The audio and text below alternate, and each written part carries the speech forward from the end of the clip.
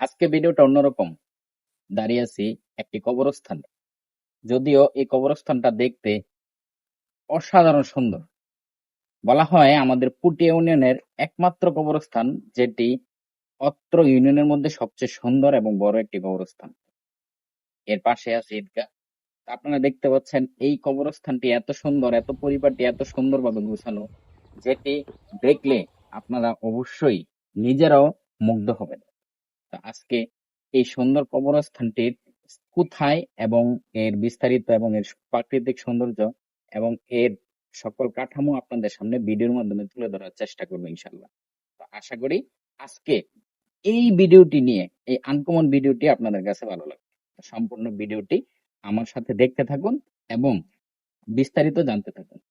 বলা হয় মৃত্যুর পরবর্তী জীবনই মানুষের নাকি স্থায়ী জীবন।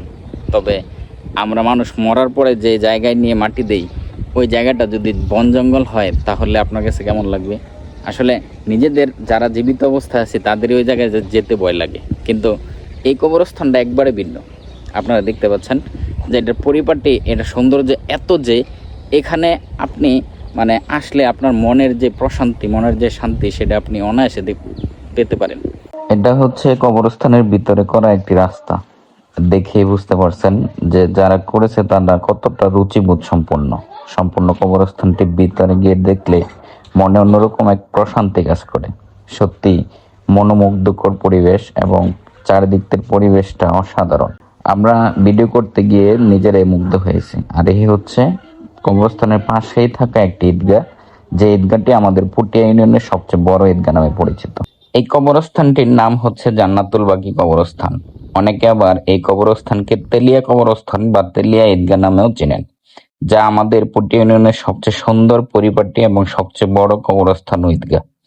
পুটিয়া ইউনিয়নের অন্যান্য কবরস্থানের কর্তৃপক্ষ যারা আছেন, ঈদগাহ কর্তৃপক্ষ যারা আছেন, তাদের কাছে অনুরোধ, আমাদের ইউনিয়নের এই কবরস্থানে ঈদগাহ দেখে বাকি কবরস্থান ঈদগাহ গুলো যেন পরিচালনা করা হয় সুন্দরভাবে। সকল ইউনিয়নের সকল কবরস্থান ও ঈদগাহ গুলো যেন এইভাবেই বিশাল আয়তনে এবং পরিপাটিভাবে সাজানো থাকে। তো ধন্যবাদ সবাইকে। আজকের ভিডিওটি পর্যন্তই। আসসালামু আলাইকুম।